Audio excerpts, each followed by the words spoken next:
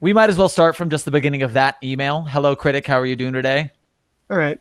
Give me just a second to get the current stream the new stream loaded. In case you are listening to me because this is already live, thank you for joining us for part 2 of Shift 5 of the Site-42 charity live stream, 24-hour events, technical difficulties and all. While we are waiting for this whole thing to restart, you can please go and donate to the GoFundMe linked in our description to the San Francisco LGBT Center, because that's what we're here for today. Being creepy all Halloween for a good cause. Yeehaw. Oh, don't do that. That thing I just did was bad, but it's fine. I fixed it. Everything's fine. Nothing is ruined. Shift 5, part 2. Save. Activate. Turn on the stream. See the chat. I sing when things go wrong. All right, Shift 5 gone. Shift 5 part 2 active. We are at 9:04 a.m. We have been doing this for 9 hours, fam. Thank you guys for being here with me. Lady Fairy's back from class. Good to see you again, Lady Fairy. Thank you for joining us. And ready to continue. Are we gentrified yet, guys? Yep. Let's do it. From curator the at torchmail.drk to nobody's a critic at torchmail.drk. Subject, you. February 6, 2018 at 5:58 p.m.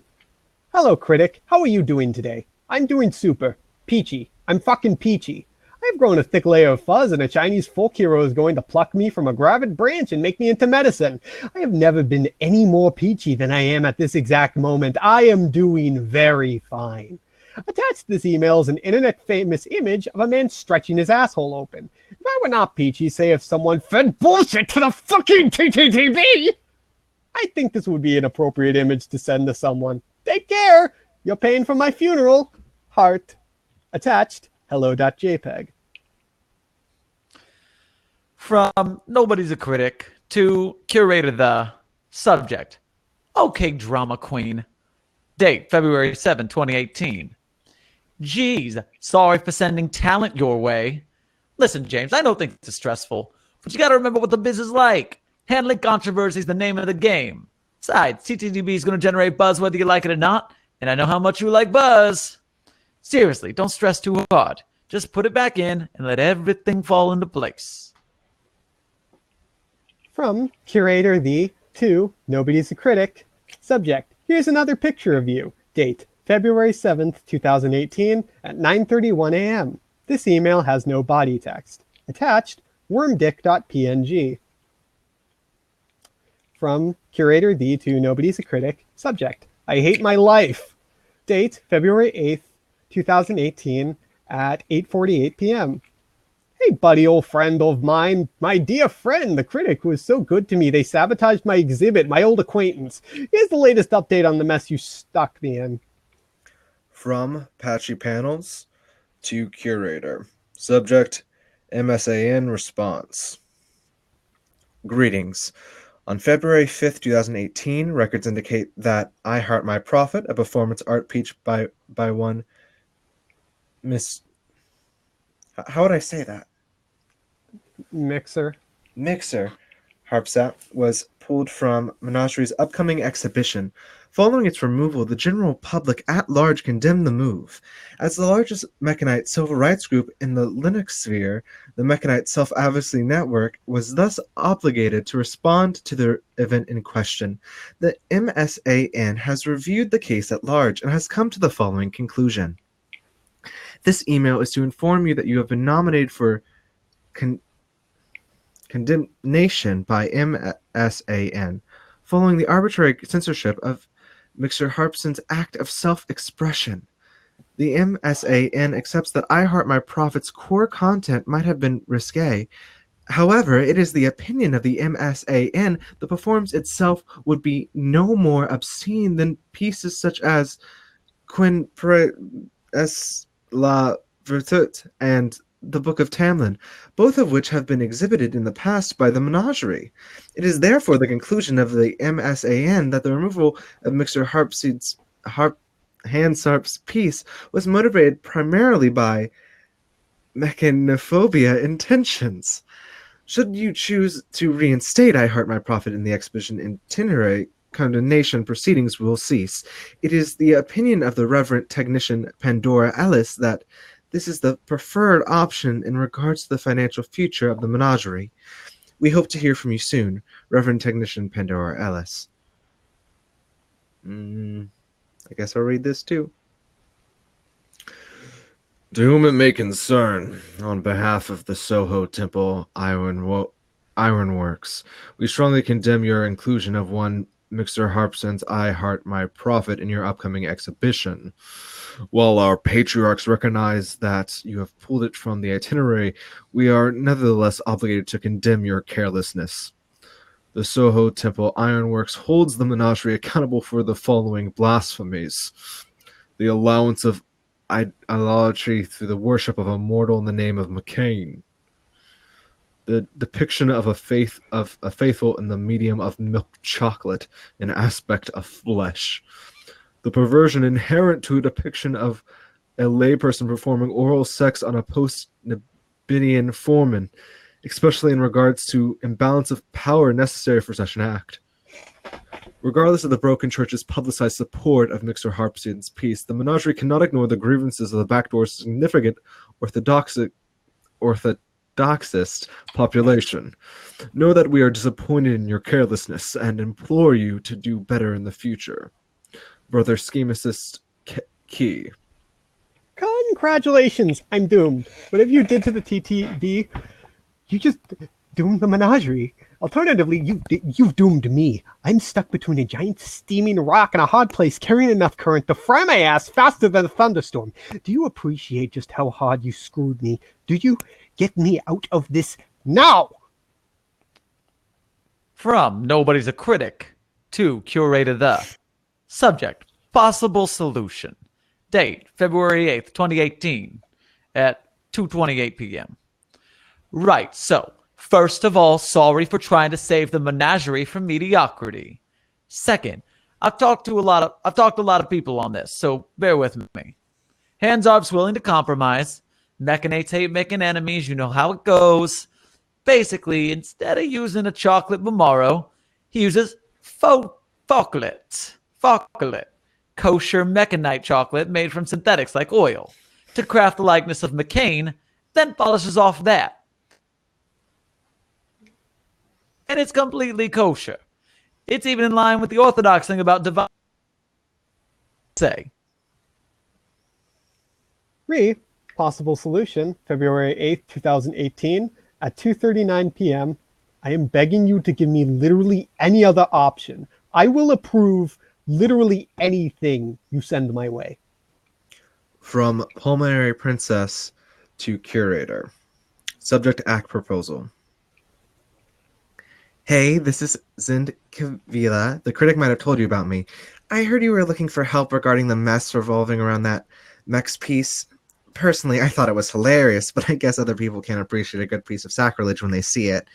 I'm proposing an alternative, complete with a way out. See, I'm an upcoming artist. I'm also an unapologetic Nalkin. It would make sense that if you were trying to promote the little guy, you'd exclude the kinds of people who would just take, well, their Zier learnings. No harm, no foul, just it's me or him, and he's got enough awards already. I've actually got a piece ready. It's a fleshcraft, so I do need to feed it now and then, and I'll also probably need the 18-plus room you had reserved for Hansarps, but Ion Tames the Scarlet Archon is sure to be a hit. Don't ask me how much research I had to do on the squid penises, LMAO. Critic tells me you've already pre-approved this, so I'll spell you the abstract. Thanks in advance. No subject, February 10th, 2018 at 6:55 p.m. I give up. Curator the at torchmail.drk. To Nobody's a critic at torchmail.drk. Subject, a message. Date, February 19th, 2018 at 2:39 at 11:59 p.m. Yesterday, I woke up, put on my suit, and went to the show I spent weeks organizing. The show had to be perfect. And I wish with all my heart there was a way to emphasize that be more. I had to have the perfect lineup with the perfect crowd.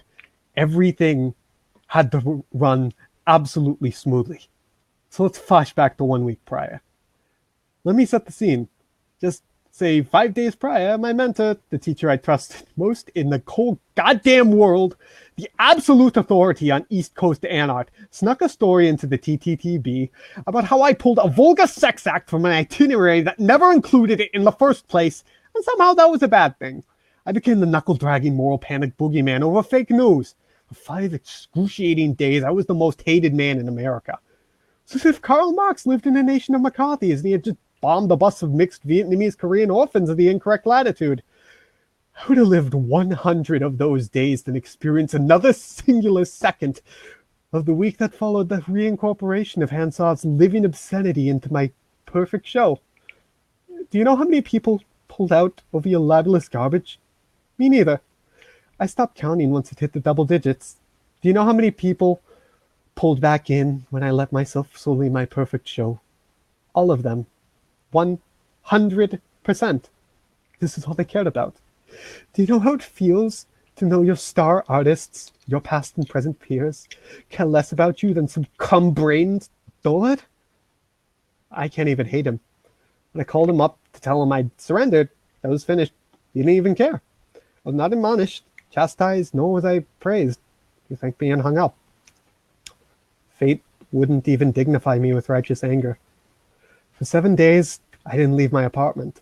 I cried and screamed, like perfectly still with a weight in my stomach, like something had pumped lead into my appendix until it burst. But I never left. How could I ever show my face again? I sold out. I failed you and I failed Melanie. I wasn't cool. As I'm typing this, I looked at my fingers. These are the fingers of a fraud, a hack, a garbage human. Can I still ask with a straight face if I'm cool yet, knowing the answer will never be affirmative? When I punch the dirty bathroom mirror, am I still fighting the reflection of a man? I don't even know if I grieve for the ideal, unblemished past that could have been. I just want to feel genuine again. So let's get back to the not-so-distant past of yesterday. I vomited twice, thinking of that show. Only a week before, the horror of getting pasted by a mechanite cannon fire felt so viscerally real.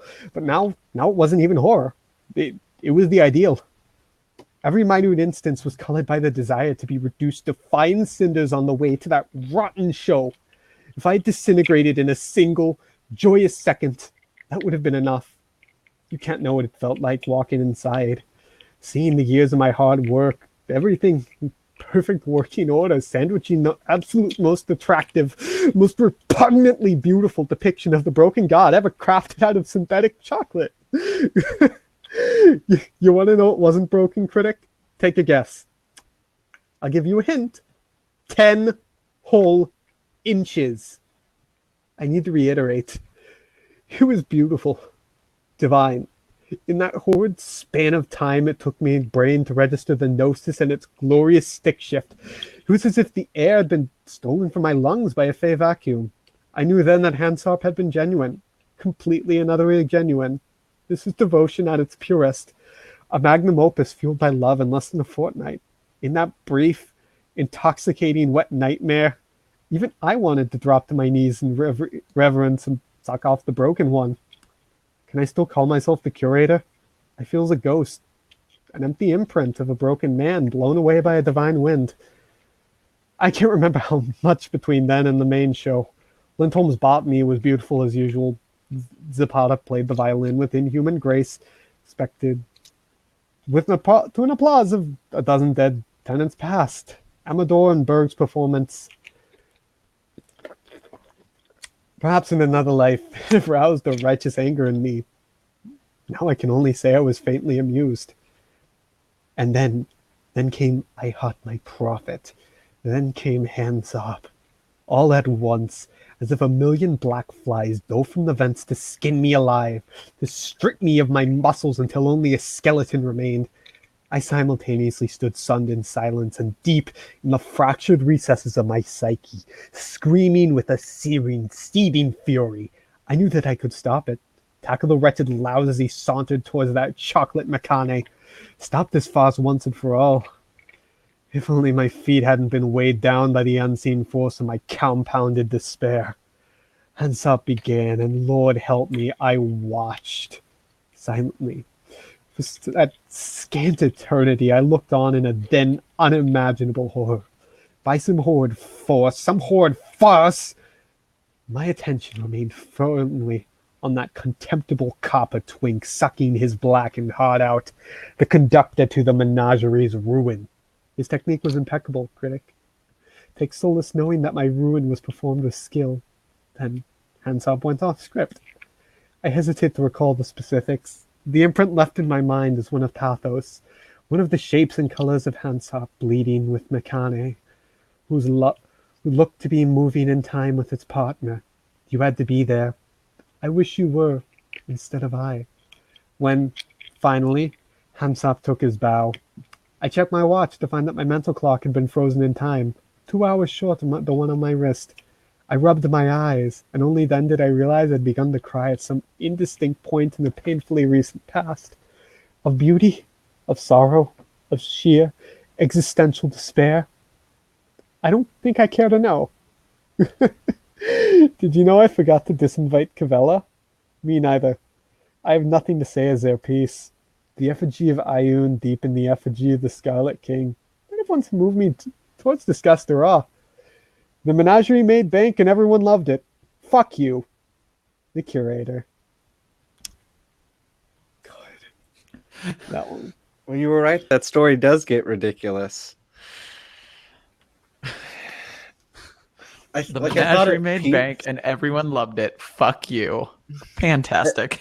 I thought it got peak ridiculousness as soon as they mentioned the chocolate statue, but then it just kept going and it just kept being ridiculous.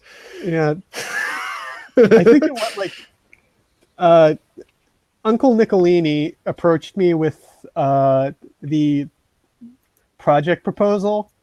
I told him it was too short. He said he didn't plan on posting it. I then told him it wasn't cursed enough. Can we collaborate?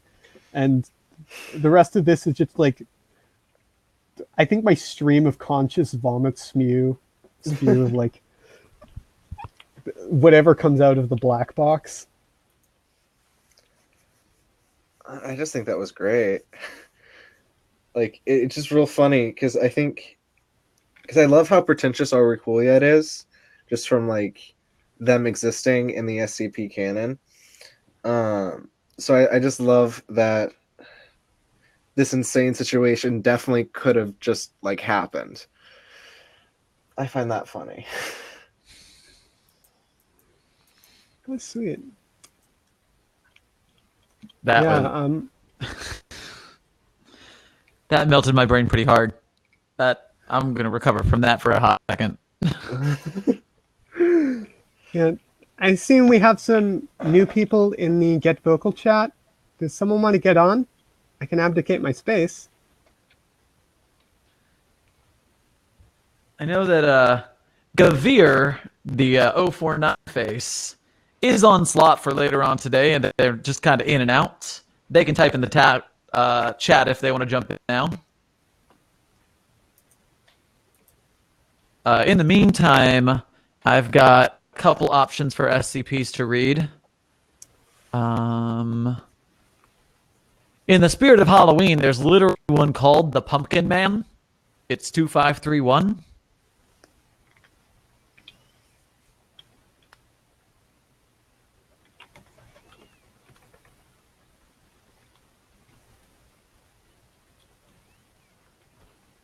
SCP 2531. All right. I'll have to be leaving in an hour and a half anyways for something. God, I'm still doing that voice. I have a thing where I'll occasionally sometimes I'll just go into a New Yorker voice, which I guess I'm Jewish, but I'm also Texan. I was not exposed to this enough for it to take root in my psyche. Christ, there's a lot of black boxes in the. Yeah, the stream elements is going real aggressive. I'm gonna go fiddle with that for a second. Well, I have a discussion question while we wait. It's deleting almost every message that comes up. Yeah. Yeah, I'm gonna What go was the see what discussion question you had? Yeah, tell us about the discussion question we can do.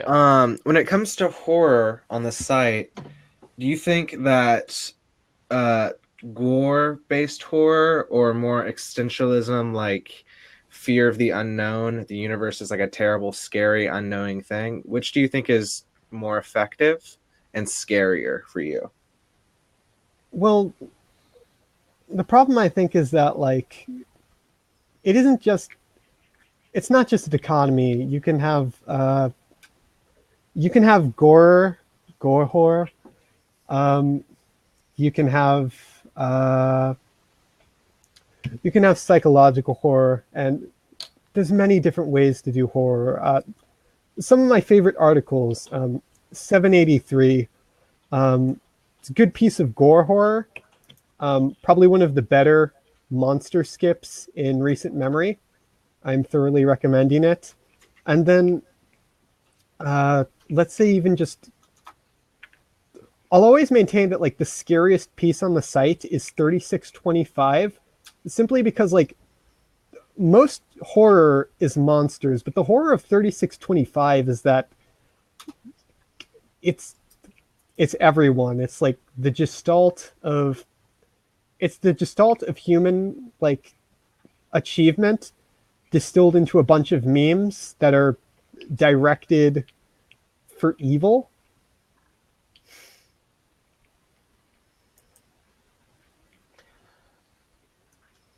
Yeah, I don't see a lot of donation stuff. Because for me, I think the SCP that I've read that stuck with me the most is Red Reality. Because I think both from a psychological point and from like a gore point, it's pretty intense. Like it's some dude being slowly tortured to death over like the span of like years, and also going insane while that's happening. And then at the very end, like his wife finds his bloody remains. God, I sort of have a trouble with horror articles and tales and just honestly stories in general, both on and off the wiki, because I don't react to horror the same way other people do. It doesn't really interest me or like grab my attention or give me that like thrill that horror is supposed to give me. Doesn't matter if it's gore or even existential. Like existential horror to me has value outside of it being horror, because it's, asking big questions and doing all the other things. But like a lot of horror fiction, both like I said on and off the wiki, use that horror element as sort of one of the main selling points of the piece. Oh God! And I think bot's gotten worse. That doesn't look like it so far, anyway. Maybe I'm missing it.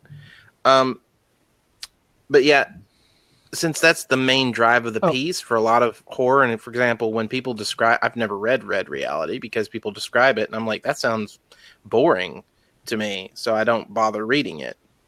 But yeah, funny story, Sumerian. Have you ever seen / do you like the movie Castaway?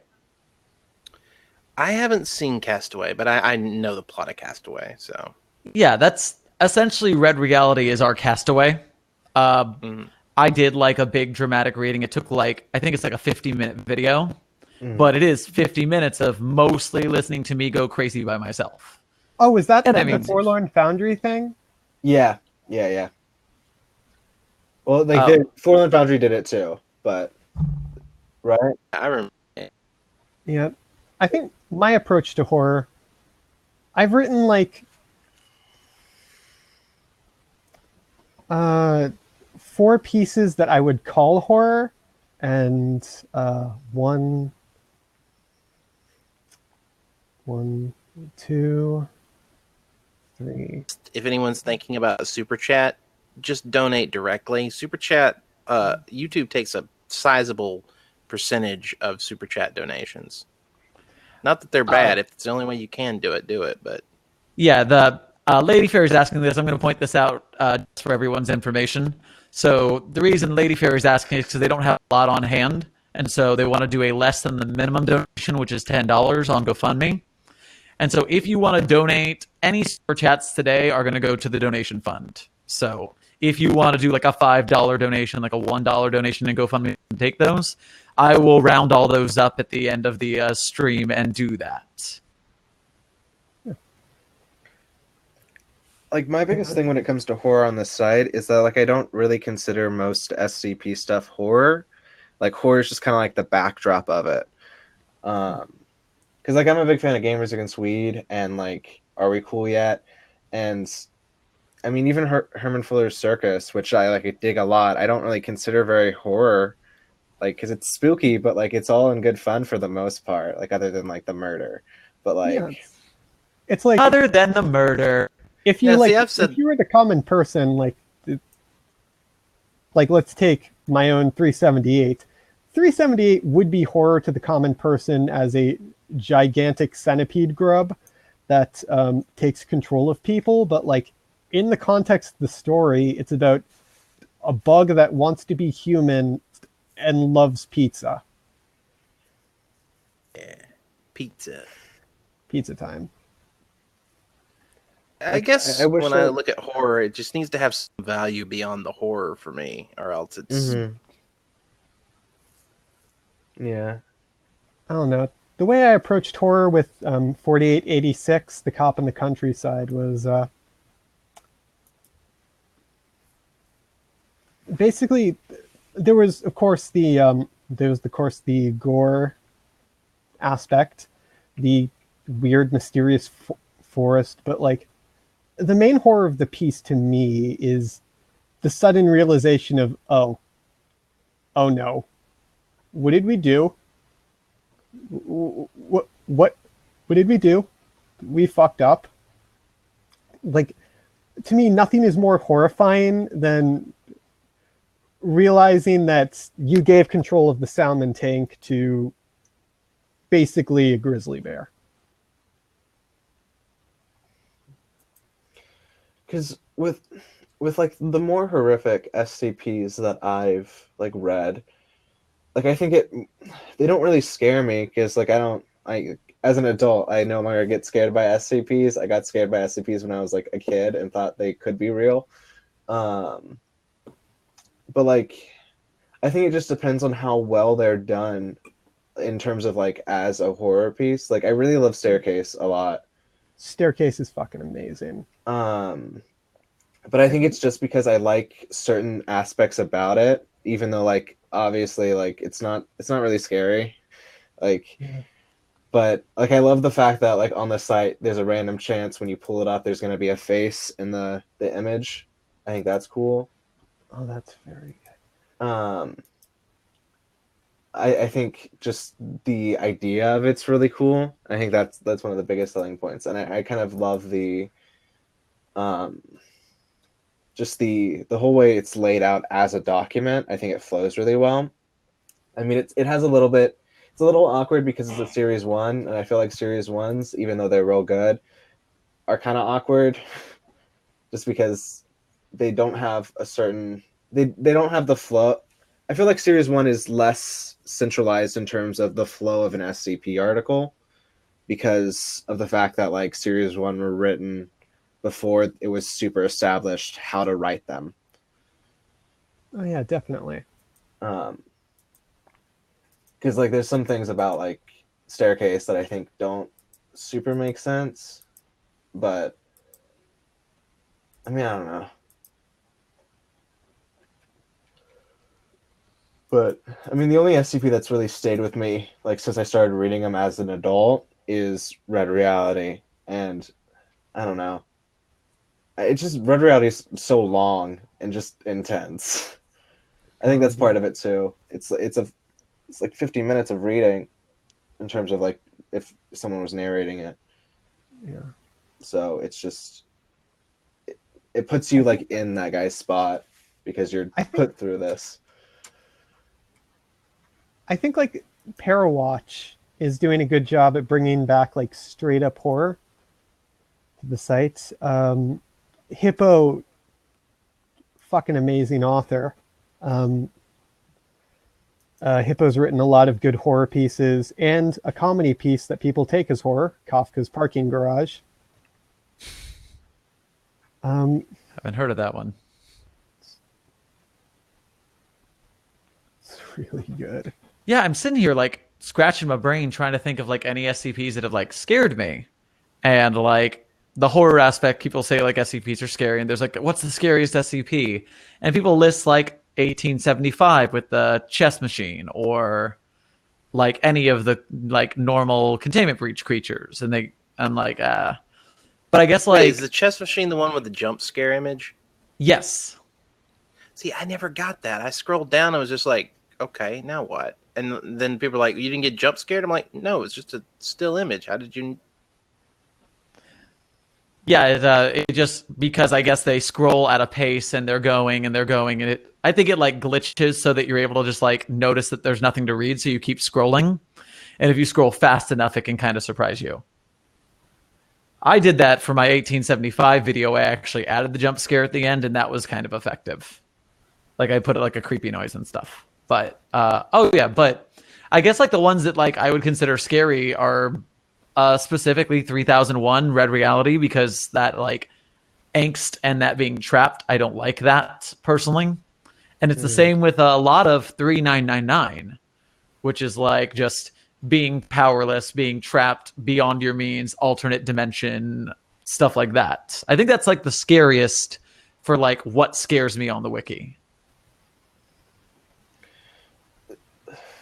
Yeah. Like I think stuff that seems very like torturous, I think is what gets me the most.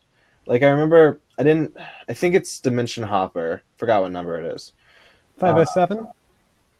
I'm not sure actually, because one of my friends told me about it. I didn't actually read it, but I think he goes to a planet where he's psychically connected to like the plants and trees, and he takes a bite of an apple, and the tree like screams out in agony, like psychically, and he feels like the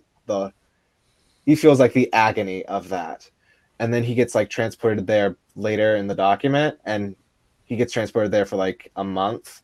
So he has to eat the food that's on the trees. So every time he eats, he's just like torturing these like fully conscious and feeling living organisms that he also feels, but he has literally no other choice, because if he doesn't eat, he'll starve. On the plus And, side, he's not alone. True.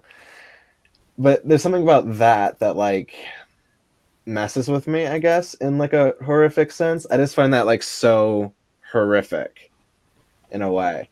And I feel like that's why gore can be so effective, in my opinion, because like it's just the torturous aspect of it. Like obviously you have to like tell if people are just being overzealous and putting gore in to be gory and to get that, because like I don't know, I'm not a fan of gore at all, but I feel like if it's done right, like it'll have an impact on me that's effective as like a horrific story, rather than just like, oh, look at all this blood and guts everywhere. Ooh. I think though gore if you read enough, I was reading a book, I believe it's called The Danse Macabre by Stephen King, where he is talking about how to write horror. And one of the things he mentions is that like he likes to classify horror as like stepping up in quality, and the bottom, bargain bin type of horror is just gore. It's the disgust of people and give them that feeling of disgust. And then you can move yourself up that staircase and get to better and better levels of horror. The kind that, gore, might horrify you in the moment. For me, it just disgusts me. And my natural reaction is, this is disgusting. Why would I continue to view it or read it or whatever? rather than ooh, I gotta chill or whatever. But if you start there, you can work your way up to things that stick with people longer. Gore is just a one and done. Okay, you're hit with it and then it's gone. Whereas this more, especially existential horror, kind of leaves you with a question about like that situation someone's in. And gore is an element for that, I think, in some of these stories because it's like body horror, right? So the kind of idea is like, what if this was happening to you? It's not the specifics of the actual gore; it's the idea of thinking about it happening to you. Yeah.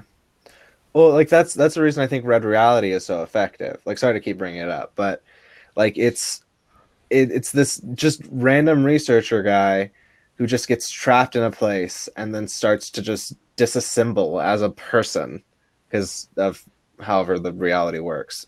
So he just starts to come apart and slowly starve to death over 5 years and break down mentally and go insane. And yeah, there's gory stuff happening, but it's like that's what really gets me is just the fact it's so agonizing, like the whole process. It's not like the fact that his thumb falls off during one of the parts. It's that he's aware of it and he knows it's happening, and he's like calm and collected during the weirdest times in that story.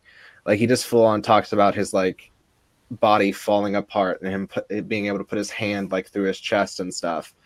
And it's, I don't know, it's just so tragic in a way. And I feel like the gore is used in such a way where it's not like it grosses me out. And like I definitely got to a point in that story where I was like, maybe I don't want to continue this anymore. But then I finished it and I was like, that was a good piece. But I don't know. Gore is just such a weird point because it is a very like turn off thing. It's very much like I don't want to read this anymore because I'm getting disgusted. But I don't know. By the way, shout out to Oz for writing 3001 that we've talked about like 19 times. So good job, guy. Oh, we got another $20 donation. Oh, did we? Yay. Thank you to the anonymous donator. Well, thank you, anonymous donator, and thank you for pointing that out to me. We are now to $142 of our $1,000 goal. That's fantastic. Yeah. Honestly, thank you guys. Jake, like the line that got me the most was the part where like he can get out, but like he doesn't want to die. He's afraid, like for all of the thing that's happening to him, he's still afraid of death. So like he can't bring himself to get out. And I think that's like the most tragic part of it all. I don't know. This body horror and that kind of thing before to great effect, but it was really a more of a punchy one and done sort of thing. Like, yeah. So I've got two different articles that could be.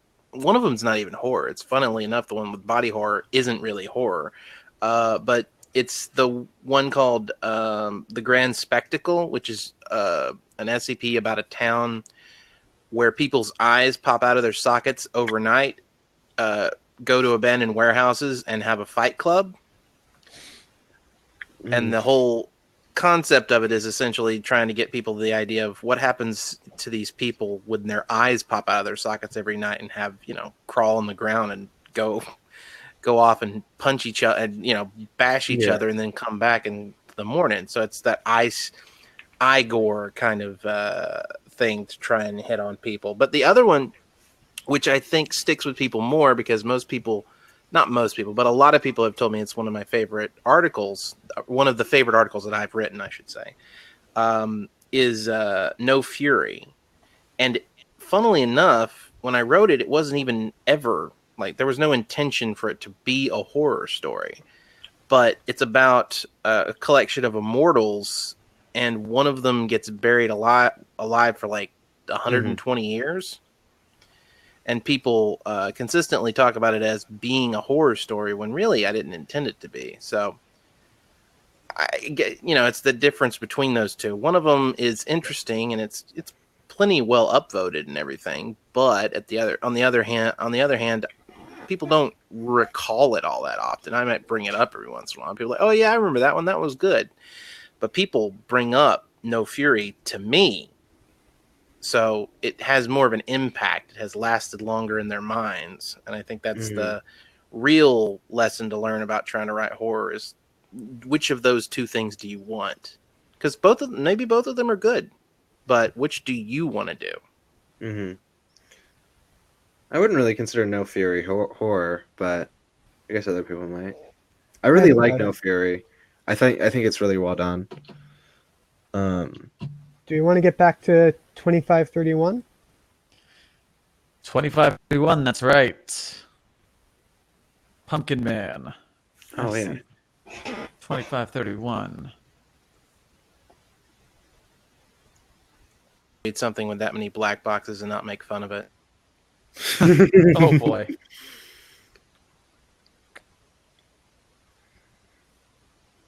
Oh, my Lord. Yeah, that's a...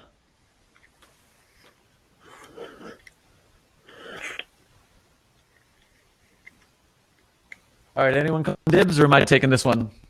What was the number again? 2531.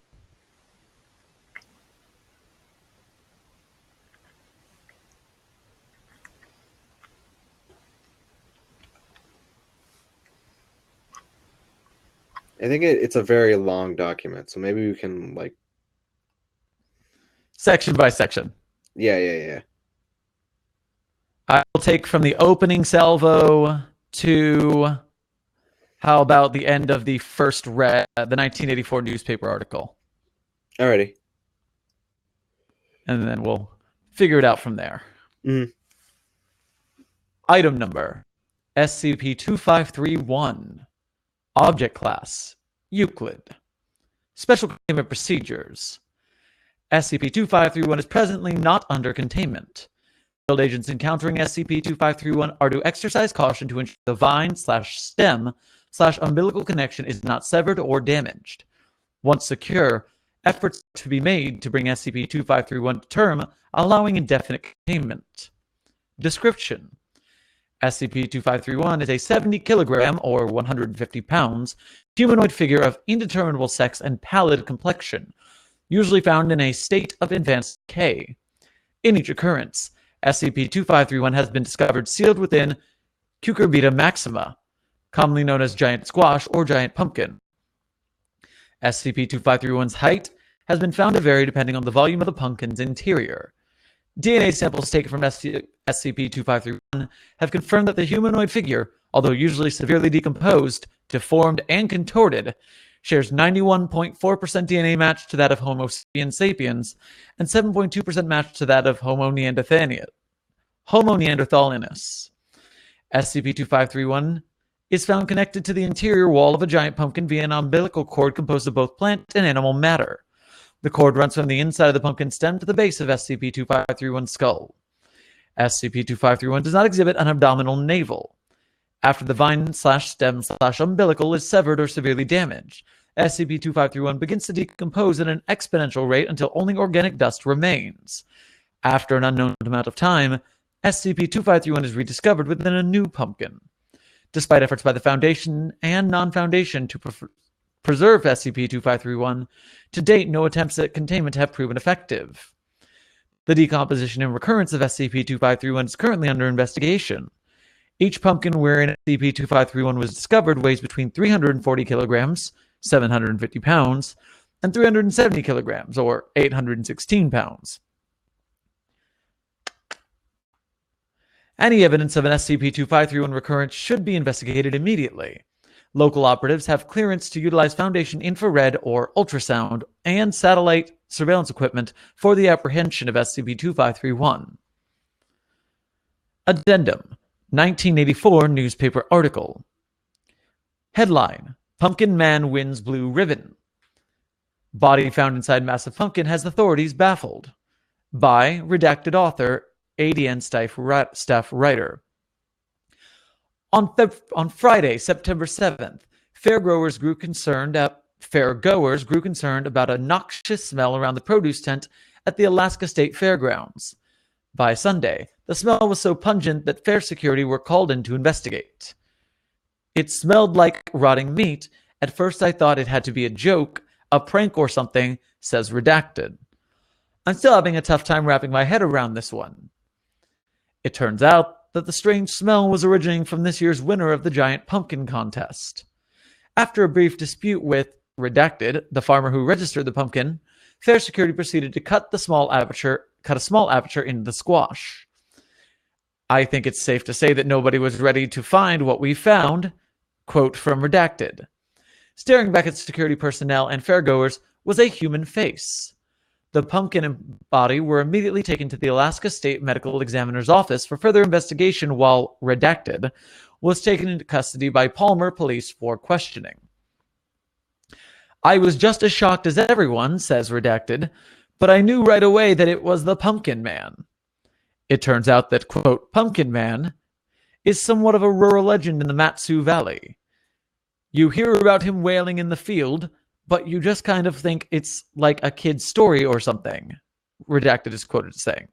Redacted always swore up and down that he had Pumpkin Man once. All I know is that you're supposed to leave those ones alone. An autopsy report released yesterday brought more perplexing information to the public. I don't know which is stranger, says Dr. Blank, Redacted, of the ASMEO. The fact that the pumpkin showed absolutely no signs of tampering, or that the pumpkin showed absolutely no signs of tampering. Authorities determined the body had been dead for well over a week and no foul play is suspected. I don't know how much longer I'm going to stick around in the pumpkin business, Redacted stated after a nervous laugh. Who's to say we can blame him? Can I just ask, smell get out of a pumpkin that had no tampering? If there's no hole in it, then there may have been like a faint smell, but how did it you get what I'm saying? No, that's a question. I'm wondering if pumpkin spit can is porous enough to release an odor. It might be I that think so. These are connected to the stem, right? It might be that the I stem. think it was connected. The stem is similar in nature. It might be the thing. It might be the component responsible for releasing the odor. I don't know. Mm-hmm. All right, who's addendum 2?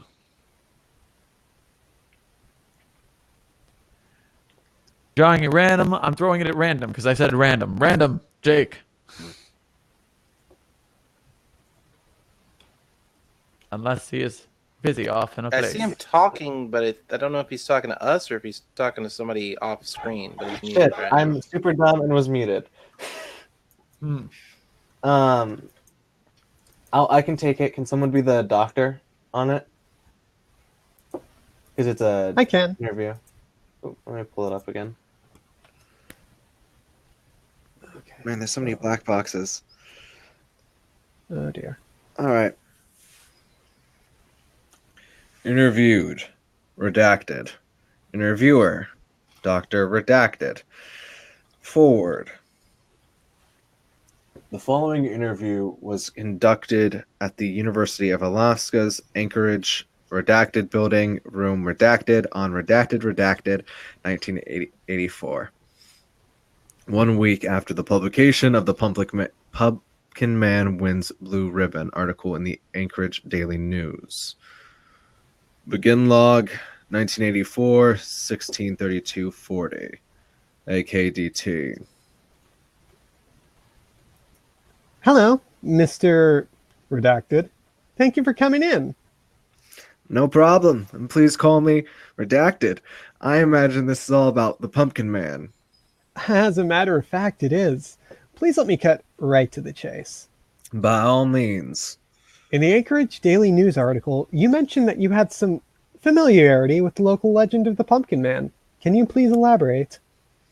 So it's campfire stories you're after. Sure. I'll tell you what I've heard. Thank you. I don't know when the story started, but I remember people talking about the Pumpkin Man when I was a little boy. Used to scare us a bit. Sometimes we'd even joke about it, Hey, Mom, this pie tastes a little funny. You cook up the Pumpkin Man? We'd laugh, but, inside we were always a little scared.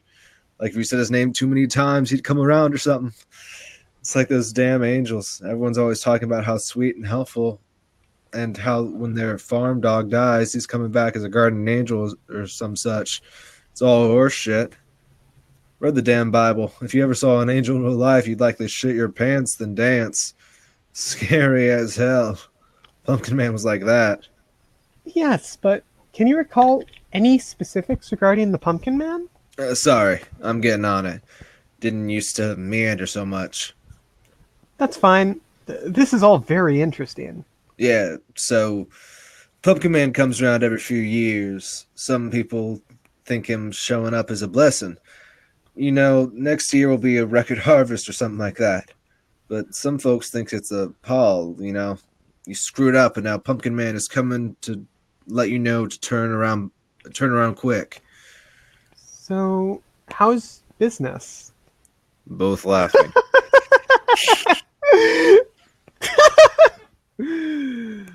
Damn fine. You sciencey folks are great for the pocketbook, but I'm not so sure I want all this attention. Good note to go out on, I guess. So your reluctance to continue farming was sincere? It's like if you've gone fishing all your life, but one day you drag up a fish with a kid's finger stuck out of the mouth. Every fish you pull up after is sort of ruined. It's like that now. Might fade, but I doubt it. Before Pumpkin Man was sort of abstract, I imagined him like a cartoon character when I was a kid. Big jack-o'-lantern forehead. Seeing what was inside that pumpkin, well, some things you can't ever unsee. Know what I mean? Oh, more than you know. You know, I'd say I doubt that, young lady, but I believe you. So, yeah, you just sort of quietly hope to God that no Pumpkin Man shows up. I've heard of folks cutting open pumpkins and finding a bunch of slime inside, like rotten yogurt or custard or something. Adipocere. Excuse me? Adipocere. Fat wax. It's a cheesy, grayish-white mass produced when the body's proteins convert to fat. Wow. Well, that isn't that pleasant. Yeah. Weird stuff. It's not the usual rot you see in a pumpkin. They always say, that's him, but I was never sure. Like I said in the article, Redacted promised on his mother's grave that he opened one up and saw Pumpkin Man. He was so damn scared that he loaded it up into his pickup and threw it in the river. He was never the brightest. We've asked Mr. Redacted for an interview, but he has yet to get back to us. Again, thank you for your cooperation. No problem. Yeah, I made a big mistake saying his name to the papers. They'll probably never have us over for dinner again. Funny how what I did validated his claims, but now everyone thinks he's crazier than ever. I really regret dragging him into this, shooting off my big mouth. Are there any stories of the Pumpkin Man outside of the pumpkin? Or is he locked away? Oh, sure. Those are the worst ones. They say when he's about to come out, he wails something fierce, screaming like a banshee. The one with a lick of sense gets the hell out of the field. Of course, in the stories, it always happens at night, and more often than not, there's a big old lightning storm, even though lightning is about as common as Russians around here.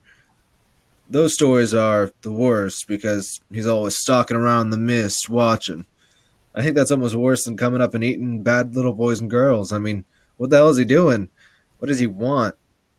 Where does it come from? If he ate us up, we could at least figure he was a devil or something. If he helped us out, maybe he'd be like Frankenstein's monster or something.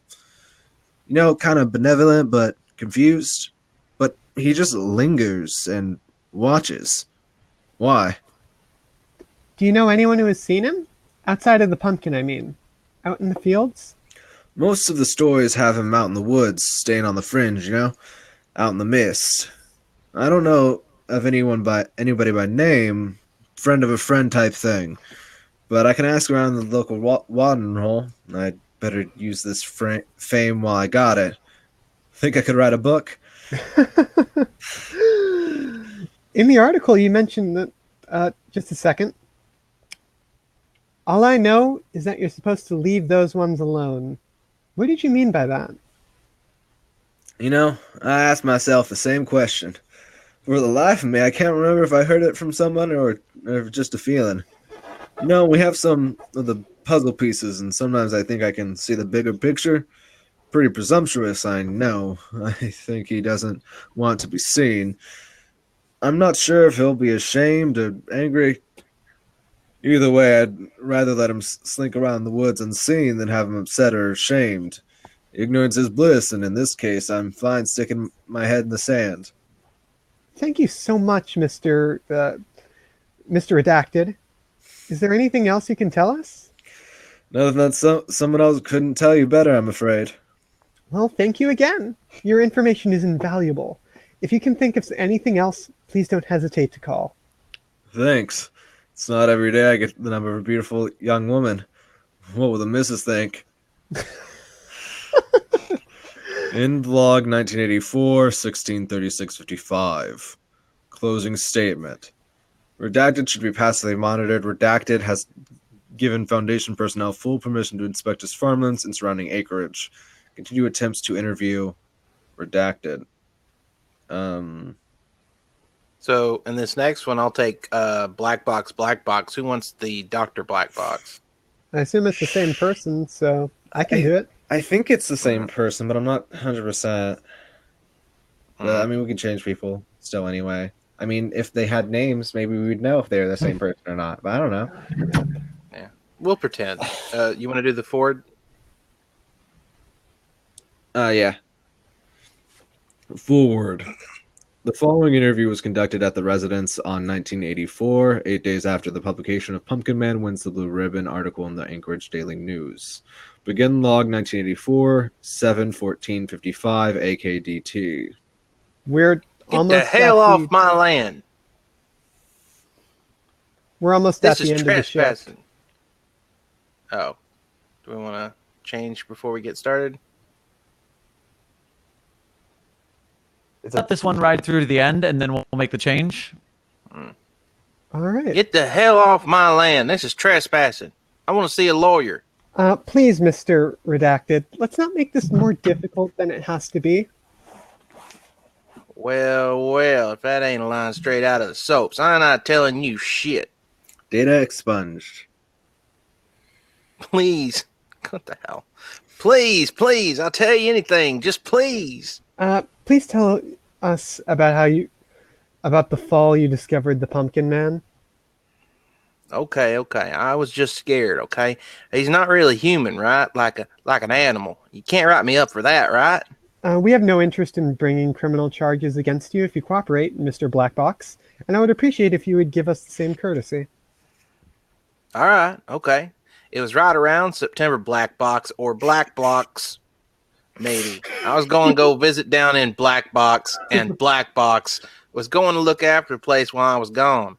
I was going to be out during harvest season, but there wasn't too much to harvest back in 19 Black Box, so I wasn't losing any sleep over it. I'm mostly a cow and chicken guy anyhow. Never had the green thumb like Black Box, but you know, I'd put some carrots, pumpkins, and potatoes every year. I didn't mean to interrupt, but who is Blackbox? My late wife. I see. Please continue. So I see one of those pumpkins is getting real big. It's not too weird. Sometimes the seed packets get a bit wonky in there. I get a little excited, and Black Box starts talking about how he might enter it into the fair. I mean, he didn't tell me, but Black Box down at the Black Box said he was chomping at the bit. Black Box always had a greedy eye. Started taking good care of it, thinking he might share some of that fair money, or maybe I ought to just let him have it for taking care of the place. But about 2 weeks before I packed up and on the plane, he fucking stiffs me for the bill at Black Box's. I'm pissed and drunk when I get home, so I drive out in the field with my old Ford and an axe, and I whack into the pumpkin, and it starts screaming. Are you telling me the Pumpkin Man was alive? Oh, yeah. That's putting it lightly. He was freaking out, thrashing around in there, hollering. He was thumping and kicking against those hollow pumpkin walls. I was afraid he'd get out, so I just kept swinging. Eventually, he stopped hollering, and I knocked the pumpkin apart enough to load it into the truck. I think that's when the fear really set in. When we were kids, we used to put out food for the Pumpkin Man, and I'd killed him. What did that mean for me? Curse. I was so scared I loaded him up in the truck, too. He was dead by then and not too big by the looks of him, so I was running on pure adrenaline. He didn't weigh hardly a thing. I drove out to the river and I pushed him in. So you're saying the Pumpkin Man was not only animate, but verbal? Oh, yeah. I mean, it wasn't spouting Shakespeare or anything, but he was hollering like a baby stuck in a man's body. It was damn eerie. Damn eerie. Baby. Can you show us where you disposed of his body? Sure. Anything you want. You said you used to put out food for the Pumpkin Man. When you were younger. Please elaborate. We all used to do it. I mean, we put out a little bread or pieces of meat, and they disappeared by the next day, so we knew he was out there. It's probably just the crows or something, mice. Back then, it was a simple fact that it was the Pumpkin Man, just like Santa Claus.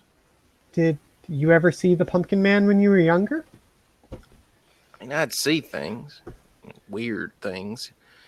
I was out there hunting or whatever, bare feet in the silt miles out of town.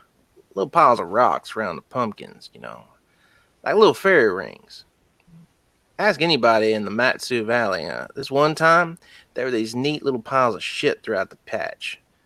Human manure type stuff sitting in these little shallow holes. Weird as hell. Thought it might be a trick or something like tipping outhouses. Sometimes tools disappear or show up someplace strange, but you could never really tell if you left them somewhere stupid or if somebody just borrowed them without asking. Somebody not the Pumpkin Man. Thank you. You've been very helpful. If you can think of anything else, or if you see anything else regarding the Pumpkin Man, please contact us as soon as possible. Hey, whatever you say, lady. End log 1984 803 24. Closing statement. Black box should be actively monitored for 3 months. After 3 months, they should be passively monitored. 1 gram of cocaine was confiscated from them. I'm so annoyed. And remains in Foundation holding. Should this person decide to approach officials about Foundation trespassing and assault, regular sweeps of their farm and surrounding forest should be scheduled before and during harvest season. Addendum. To date, the Foundation has had 4 documented encounters with SCP-2431, dating from 1984 to 2014. The original SCP-2531 file was comprised of SCP-2531-1 through SCP-2531-4, assuming that each fetus was a separate but similar entity. However, further testing has determined that in all occurrences, SCP-2531 is the same entity, sharing a 100% DNA match.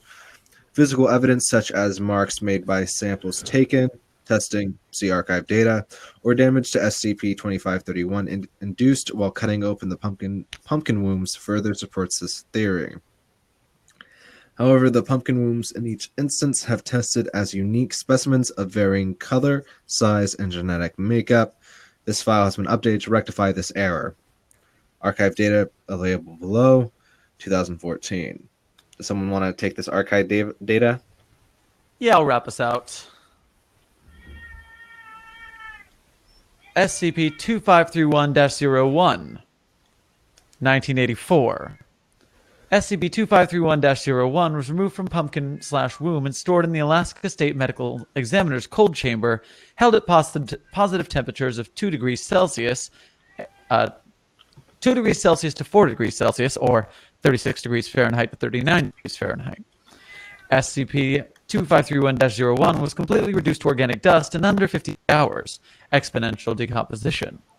Pumpkin womb decomposed at a standard rate. Blood, tissue samples, and frozen remains were recovered from the Alaska State Medical Examiner's office and are currently stored at Site-103. SCP-2531-2, date 1992. SCP-2531-02 was removed from Pumpkin Womb and stored in Site-103 Standard Morgue Cold Chamber, held at negative temperatures of -40 to -50 degrees Celsius or -40 degrees Fahrenheit, -58 degrees Fahrenheit. SCP-2531-02 was completely reduced to organic dust in 8 days. Exponential decomposition. Pumpkin Womb decomposed at a standard rate.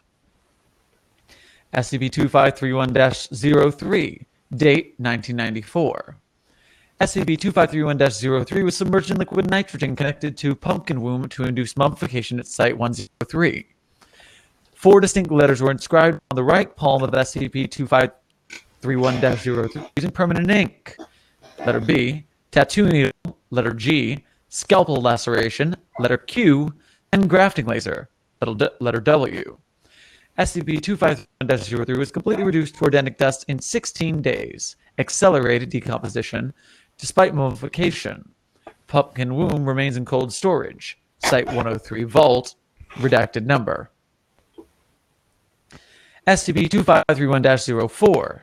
Date 2014. SCP-2531-04, attached Pumpkin Womb, and living squash plant were contained at Site-103. Ultrasound tests confirmed that SCP-2531-04 exhibited signs of life. Although nutrients were provided, the stem was damaged in transport. SCP-2531-04, subsequent death and decomposition within 13 hours after transport. SCP-2531 was removed from Pumpkin Womb, and although rigor mortis had begun, SCP-2531-04 showed a remarkable lack of decomposition. 3 letters were observed inscribed upon the right palm of SCP-2531-04. See SCP-2531-03. Both subdermal scalpel laceration, Q, and grafting laser burn, W, were clearly discernible. Tattooed letter G was visible only as irritated skin. There was no physical trace of ink within the punctures. There was also no physical trace of permanent ink. SCP-2531-04 was implanted with a GPS tracking device, as well as an RFID chip below the left clavicle. SCP-2531-04 was stored at room temperature to attempt to induce recurrence for future containment. SCP-2531-04 was completely reduced to organic dust in 31 hours. Exponential decomposition. Both GPS and RFID devices show no evidence of decomposition. Pumpkin Womb remains in cold storage. Site-103, Vault Redacted. Dr. Redacted's note. DNA and physical evidence have both confirmed that SCP-2531-01 through SCP-2531-04 are actually the same entity. I request an update to the SCP-2531 file rectifying this error at the earliest convenience. Woo! What an article. I actually really dig it. It's just the redaction. Yeah. I really enjoyed it. It's just the I think there's a redactions couple made of it things actually that can hard be to done read. improve it. Like obviously the redactions are fucking stupid, but like the description is big old chunk of text. They should have broken that up into probably 2 or maybe even 3 paragraphs. Oh, definitely. And they could have ended it right after the second interview. The addendum that tries to be like, hey, this is the same blah blah blah across all whatevers doesn't really add enough to the article to be worth all of the extra reading. Mm-hmm. Yeah, that'd be my suggestions for it. Plus that one line earlier, which I think Sherm noticed, where he says, the fact that the pumpkin showed absolutely no signs of tampering, or the fact that the pumpkin showed absolutely no signs of tampering. Pretty sure there's a mistake there, and they just completely missed it. I was reading the discussion. They meant that. For real? Yeah, that's supposed to be like the coroner being just like so confused by it, and I kind of get that, but also like I don't think a real person would say that. I also, if a real person did say that, I don't think that the person who was editing the newspaper would have left it in. They would have assumed it was a mistake too. Anyway, but they do put Homo sapiens sapiens in the description. They say sapiens twice, which I don't think. Oh, no, that's correct. It is. Yeah. Okay. Homo sapiens sapiens refers to modern humans because there's like subspecies, I think, of Homo sapiens, like Homo sapiens idolatu, and Also, some of the like, if you go back far enough, like Homo sapiens sapiens is modern humans. Mm. I just, I don't know. Redactions have never bothered me this bad. I don't like how you can't tell who's in the interviews. Like that's why it bothers me, because they're different people, I think, but like I don't know because I think the doctor. I do believe the doctor. They're both called Lady, and they're Yeah. within a couple days. Although we can't tell they're within a couple days, but it says because it does say 1 week after the publication of this article. and the next and one's then- 8 yeah. days. Yeah, It's so within like the same day, isn't it? I'm trying to remember. Oh, right, because it's redacted, so I have no fucking idea. But It says I do 1 week appreciate. after, and then the next one says 8 days after. I really appreciate Cimmerian's disdainful use of the word black box. That pronunciation cracked me up every time you did it. but you know what's even funnier about the second interview to me? The data expunged bit where they convince this redneck to tell them what they need to know. So that data expunge bit doesn't do anything. They Yeah. expunge it, but then at the end of it, after 3 months, black box should be passively monitored. 1 kilogram of cocaine was confiscated from black box's domicile. So that was what was in the data expunged. They just went into his house, found his cocaine, and said, maybe we should think about throwing you in jail. And he freaked out and told them everything they wanted to know. So why did they bother expunging it? They tell you what it is later. It feels very much like the author just didn't want to write dialogue for that. Well, they did say assault, so I feel like the implication was that dude just got the shit beaten out of him. Yeah, maybe that was it. They stole his cocaine and beat the shit out of him. Okay, yeah, that's it. I don't know. I just- mean, also I don't- admit a little bit. I do kind of like a Gilligan cut like that sometimes. Well, Like, what I you did do is laugh a you little. say, right, but instead of saying data expunged, you say irrelevant section omitted or something like that. Like, this feels like somebody. And by the way, whoever wrote this seems like they're a really good writer, Mhm. but also they read far too many Series 1 articles and thought this is the way it should look. I'm bothered why the Foundation would redact the doctor's name. Like that doesn't Yeah. make sense to me. Especially Or because anyone's name, to be honest with you. yeah, like it doesn't seem very like I can get maybe the author of the newspaper, but like because I'm more of like you can black out names that don't matter, even though like you can just make up a name too. Like it's the same thing. Like that makes sense because like they're so not involved, but like also did they give amnestics to the first guy they interviewed? I don't think so. Did they give amnestics to either person? I think I don't think they so. did say, like, call me if you notice anything more. So I think the implication was that they're kind of like a process of Yeah. ongoing. it feels Yeah, they weird want to 'cause- find more pumpkin men. I know. It just feels weird that the Foundation would like I don't know what their guise was. And that's why I'm at a loss. Like how did they Yeah, I think they're like law enforcement, maybe. I don't know. But I want to Well- make a counter argument to redacting the newspaper person's name real quick because you were saying, redacting irrelevant names can be useful here. Take that newspaper article, but remove the lines by Black Box ADN staff writer completely, rather than black boxing something. Yeah. Just take that out. Yeah. Is it any worse? No. Mm. Is it any better? No. It's just you can take that stuff out, and if you're willing to just black box quote unquote irrelevant information, take the irrelevant information out of the fucking article. Yeah. Well, like especially when it came to like when he talked about his like wife, and I think the second one, like he brought her Yeah. up just so he could ask like who it was. I just felt like that was a weird thing to do. I loved my favorite exchange because the writer had to put this in there. Hello, Mr. Black Box. Thank you for coming in. No problem, and please call me Black Box. I don't know what it's. I've never had black boxes bother me, but it's so badly done in this one. And I think I'm annoyed because I actually kind of like the article, but it's so weighed down by that. Yeah, Right, which I can totally get. Yeah. So Maybe found someone to talk to about doing what's the frame? Maybe we found someone we want to talk about doing a rewrite with. Yeah. So I should mention, I have to go in about like 45 minutes, and either way, I think I've kind of monopolized the time. Gavir, are you still here? He's still poking around in the Get Vocal chat, so I think he's present. Yeah, he's active.